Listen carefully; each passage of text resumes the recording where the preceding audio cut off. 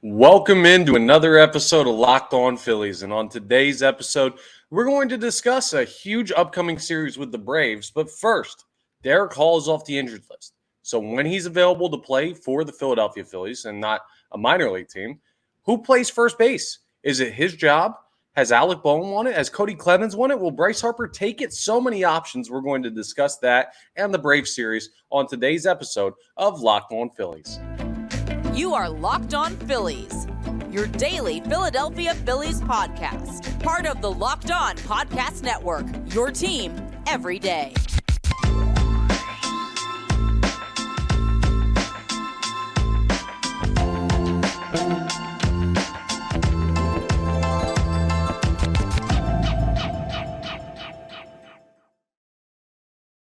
Yes, this is Locked On Phillies. I'm Connor Thomas, your host. You've been hearing me talk Philadelphia Phillies baseball for years. Former collegiate and semi-pro baseball player myself. Happy to be here with you as your host of Locked On Phillies. Thank you so much for checking us out. If you haven't checked us out before, thank you for tuning in. If you have, thank you for coming back and appreciate it. If you listen on podcasts, make sure you're liking, rating, and reviewing wherever you consume your podcast. If you're not watching on YouTube, go ahead and check it out. It's a great way to consume Locked On Phillies, to be able to have the video component too. And if you are watching on YouTube and haven't subscribed yet, subscribe to Locked On Phillies on YouTube. You can go ahead and it's a couple clicks. It takes like 2 seconds to do. Get you notifications every time new episodes are posted and helps me out significantly. It helps Locked On out significantly. So if you like what you hear, if you like following along with Locked On Phillies, maybe you want to hate follow. Maybe you're a fan of the Braves and you're checking in on this series like, man, I hate this team. And you think the Phillies are going to be bad later on in the season. And when I'm all upset, you want to go ahead and be subscribed to the YouTube so you get the notification, oh, the Phils lose again. Now, I hope the Phillies play well. But if that's the case and we still get the subscription, I'm doing my job. So subscribe to the YouTube. Appreciate that very much. Today's episode is brought to you by Game Time. Download the Game Time app. Create an account and use code LOCKEDONMLB for $20 off your first purchase. Last-minute tickets, lowest price guaranteed. Shout out to Game Time, the best way to buy last-minute tickets to all your big events that you got to get tickets for. So great work there. And the Braves and Phillies are the big ticket item in Philadelphia right now. You got a 3-game series starting tonight. It's a great opportunity for the Philadelphia Phillies to prove themselves as realistic contenders in the NL East and not a team that just was hot on the West Coast and beat like the Tigers and Nationals and had a good series against the Diamondbacks and then played the Athletics. I mean, this is one of the better teams in baseball that the Philadelphia Phillies have visiting them tonight at Citizens Bank Park, and it's going to be a very interesting matchup. First pitch tonight is at 6:40 p.m. Eastern Standard Time between the Phillies and the Braves. You can listen to every pitch of the Phillies' hometown radio broadcast of that game on the SiriusXM app. Just go to the SXM app and search, not search sneeze. No, search Phillies. Sorry about that. Allergies have been getting to me today. No, go to the SiriusXM app and search Phillies, and you'll be able to pull up every pitch of the Phillies hometown radio broadcast and listen to that. So go ahead and do that to go ahead and catch the game tonight. We're going to talk about the game a little bit.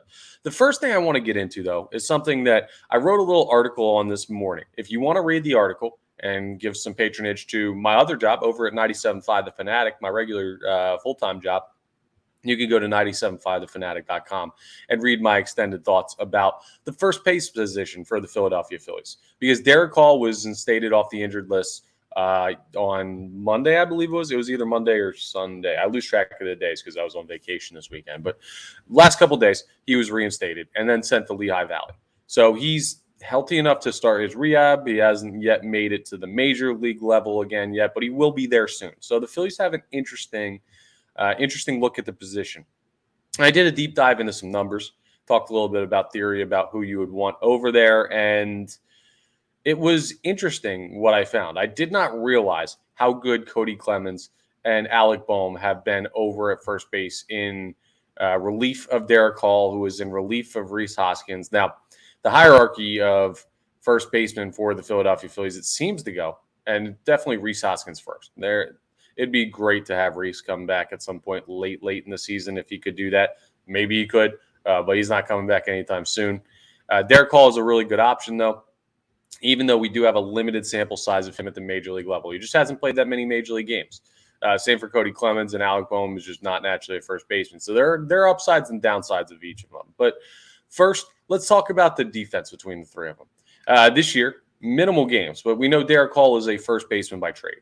There are some questions about his defensive ability coming into the season, but in his couple games so far this year, he didn't make an error. No errors at first base for Darick Hall.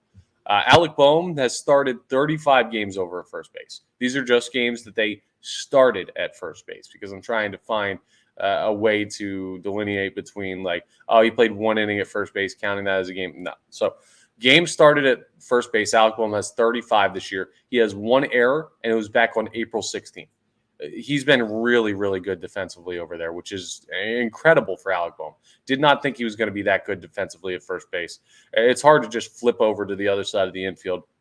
Now, some people say that first base is an easier position fielding-wise than third base is, because obviously you don't have to make the throw as long as you can still pick it, and infielders are mostly able to pick it. You can play over there at first base. But the old line from Moneyball that the actor playing Ron Washington says is when Brad Pitt's character, Billy Bean, is talking to Chris Pratt's character, star-studded little scene there, about playing first base for the Oakland Athletics. And Scott Hatteberg that he's talking about. He's trying to tell him how easy it is to play first base, and the line from Ron Washington, and that is, no, it's extremely hard to play first base. So it's not the easiest thing to flip over. I'm not trying to make light of the position. I'm just saying that some of Bohm's trouble with the throw from third base, that doesn't happen over at first. So he's been good defensively. Cody Clemens has started 30 games at first base, which felt like a lot to me.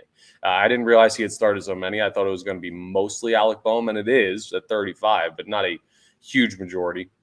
He's only allowed one error at first base this year. Cody Clemens has, when he's starting at first base. So the defense is kind of a wash. I don't think you're getting bad defense over there. So it flips to the offense. I don't need anyone trying to tell me, Alec Bohm's been so good defensively, or Alec Bohm's been so bad defensively, or the same with Cody Clemens. Defensively, the numbers say it's a wash. And it's not a huge sample size, but it's a good enough sample size that I feel comfortable with either of the three options defensively over there. So it switched to offensively. And offensively, it's interesting. Looking at the stats from this year, I mean, Cody Clemens, he's batting, just to go over, he's batting 248, slashing 248, 302, 402. Not bad. All right? Not bad at all over there. And Alec Bohm has been good this year. He's batting 268, slashing 268, 319, 408. So that's good. But with Alec Bohm, you actually have some career numbers to look at as well. And he's got a little bit of a lower amount.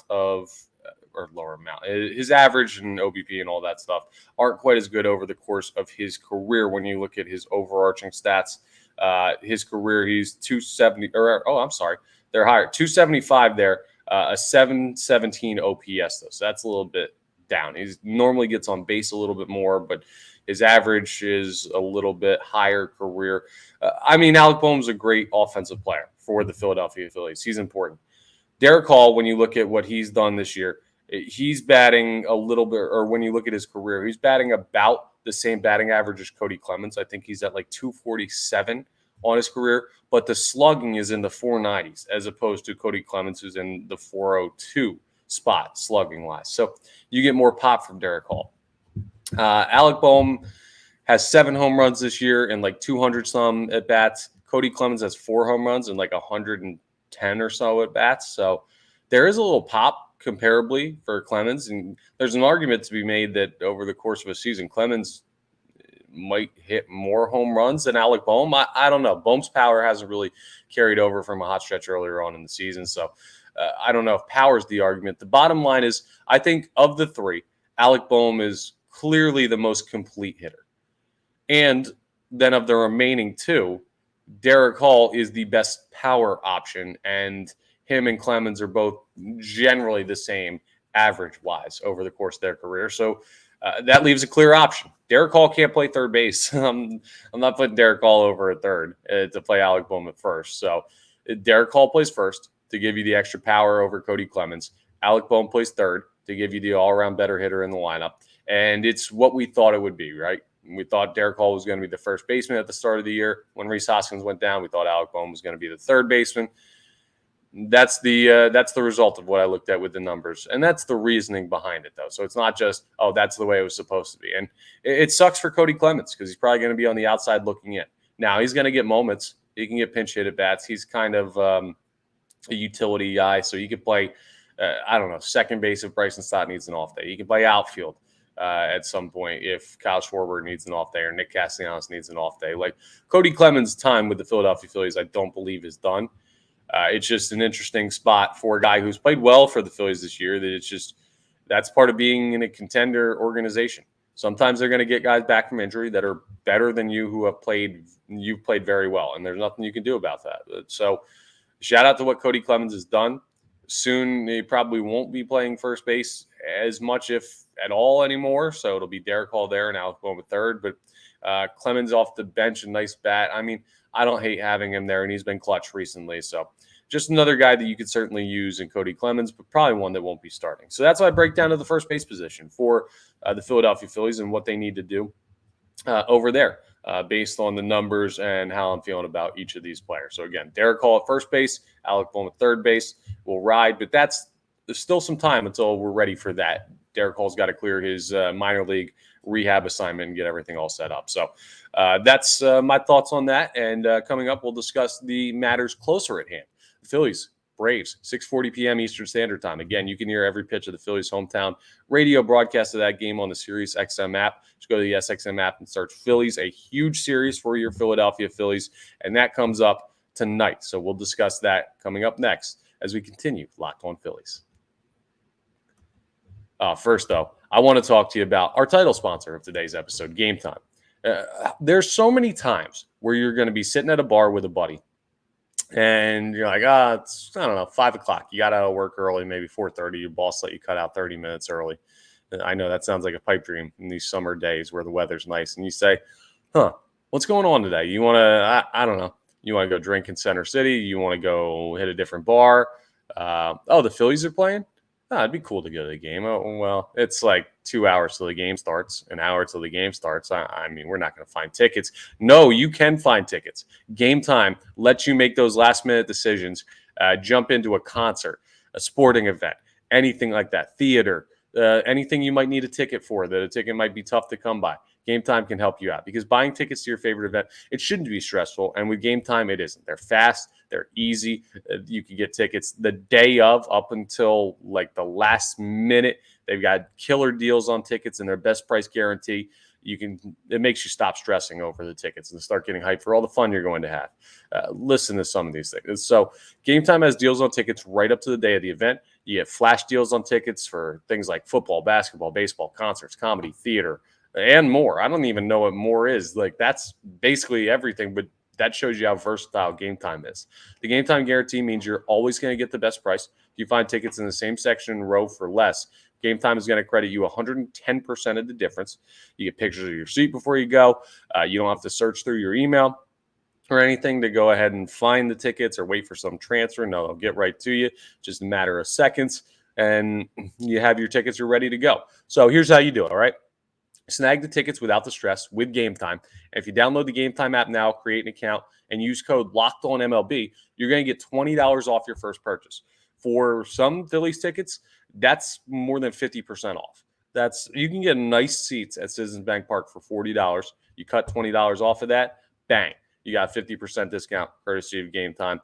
Terms do apply. Again, create an account and redeem code LOCKEDONMLB for $20 off. Download Game Time today. And last-minute tickets, lowest prices guaranteed, can all be yours. All right, let's talk Phillies-Braves. Again, first pitch, 6:40 p.m. Eastern Standard Time tonight, Citizens Bank Park. You can listen to every pitch of the Phillies' hometown radio broadcast on the Sirius XM app. Just go to the SXM app and search Phillies, and you'll be able to hear Spencer Strider take on Ranger Suarez. Now, if you'll remember, last time Spencer Strider was here in Philadelphia and pitched for the Atlanta Braves, well, we know how it went. He was very good through the first 2 innings. He had been suffering through an injury, and they had him start in Game 3 of the NLDS because they're like, well, we split in Atlanta. We really can't go down 2-1 to the Philadelphia Phillies in Philadelphia. Like, that's not going to go well for us. So we got to go ahead and throw our guy. We think he's ready, but not going to go long. and he did not go long. He had 2 great innings where he settled in through the first 6 outs, and then all of a sudden, Brandon Marsh works a walk. Spencer Strider tries to throw a pickoff over to first base. The ball gets away. Marsh goes to third. Probably a little ill-advised. I was watching that back this morning. He probably should have been thrown out, but it was a bad throw over to third base that Austin Riley couldn't get the tag on Brandon Marsh for. And then Bryson Stott works a 9-pitch at bat where he goes ahead and ropes one to right field for a single, makes it 1-0. And who comes up next? But Rhys Hoskins, who gets a 94-mile-an-hour fastball down the middle. It puts it into the seats, bat spike. JT Realmuto comes up after that. Kyle Schwarber was walked prior to that. And then Rhys Hoskins, bat spike. And then JT Realmuto hits a single through the left side, and Spencer Strider's day is done. That was the last time he came to Philadelphia. That NLDS matchup was the last time the Atlanta Braves came to Philadelphia. They haven't been here yet this year, even though the Phillies played them down in Atlanta. So it'll be great memories for the Philadelphia Phillies of the last time the Braves showed up. And it could be a rough place mentally for Spencer Strider to throw. Right now, ESPN analytics on the ESPN app are showing a 61.5% chance for the Braves to win tonight. They're huge favorites because Strider's been darn good this year. 7-2. Now, his ERA is a little high, 4.12. It's been inflated because he hasn't been pitching well lately, but he's still got a 1.13 whip. And in 78 2/3 innings pitched, he struck out 127 batters. He is a strikeout machine. For reference, Ranger Suarez, who's thrown 37 innings, has struck out 35. Spencer Strider has struck out like almost 50 more batters than innings he's pitched. That's unbelievable. So the Phillies offense is really going to have to show up. But more than that, Ranger Suarez is going to have to keep the Phillies in the game. He's 1-2 this year with a 3.82 ERA, a 1.33 whip, because he's been walking a couple people. He's got 12 walks in 37 2/3 innings, but he's settled down recently. And did 35 strikeouts in 37 2/3 innings pitched, like I said. He's allowing about a hit per inning. He's allowing about a walk every 3 innings. So it's a bit of an interesting situation for Suarez as far as command's concerned. Still working through that, but he's only allowed 2 home runs. You're not going to beat Ranger Suarez with the long ball. He's just a very professional pitcher. Doesn't get hurt, doesn't give up hard contact, gets a lot of ground balls induced, which is great. And for a Braves lineup that loves to hit the ball out of the ballpark, that's really good to see. So that's all good. I mean, I'm looking at the lineup for tonight as well. We'll just run through this because the lineups are indeed out for the game tonight. The Braves are going with Ronald Acuna Jr., leading off, Ozzie Albies, Austin Riley, Travis d'Arnaud, Matt Olson, Marcell Ozuna, Orlando Arcia, Kevin Pillar, and Michael Harris is the lineup for the Atlanta Braves. And for your Philadelphia Phillies, Kyle Schwarber's batting leadoff again. See if he's got another leadoff home run in him. Trey Turner batting 2, Castellanos 3, Harper 4, Realmuto 5, Stott 6, Alec Boehm playing third base 7, Cody Clemens playing first base 8, and Brandon Marsh in center field batting 9. Probably the best lineup that the Phillies can put together right now with who's healthy. Career against Spencer Strider. Schwarber's 1-for-11 with 7 strikeouts. Not good. Trey Turner's 0-for-6 career. Nick Castellanos 1-for-9 with 2 strikeouts. Bryce Harper 0-for-8 has never gotten a hit against Spencer Strider. JT Realmuto's 1-for-9, 111 batting average. Bryson Stott 2-for-11. No one of those hits. 182 batting average. Alec Boehm, 3-for-10, actually batting 300 against Strider, has some of the best success of anyone in this lineup against him. Cody Clemens is 0-for-1, and Brandon Marsh 1-for-4. Those guys haven't really seen him all that much. But Brandon Marsh has taken Spencer Strider yard. Kyle Schwarber's only hit against Spencer Strider is a home run, and Alec Boehm has taken him yard as well. So we'll see. Tough pitching matchup. How Ranger Suarez fares against Atlanta. Ronald Acuna Jr. bats 364 off him. Ozzie Albies, though, 2-for-12, 167. Austin Riley smokes Ranger Suarez. He bats 385 against him. d'Arnaud, 154. So it's kind of alternating through those first 4 batters. You want to get Albies and d'Arnaud. Acuna and Riley have success. And then the bottom of the lineup, man, it looks pretty good. Olson's batting 333. Ozuna's batting 200. Arcia's batting 333. Kevin Pillar, only 2-for-4, but batting 500. Here's the key. Michael Harris, 0-for-11 against Ranger Suarez. So if you can neutralize the bottom of the lineup there, that'd be great. It's a great opportunity. I mean, the numbers are very comparable between the guys leading these teams in numbers. Kyle Schwarber, 20 home runs. Matt Olson, 20 home runs. Those are your team leaders. Nick Castellanos, 315 average. Ronald Acuna Jr., 325 average.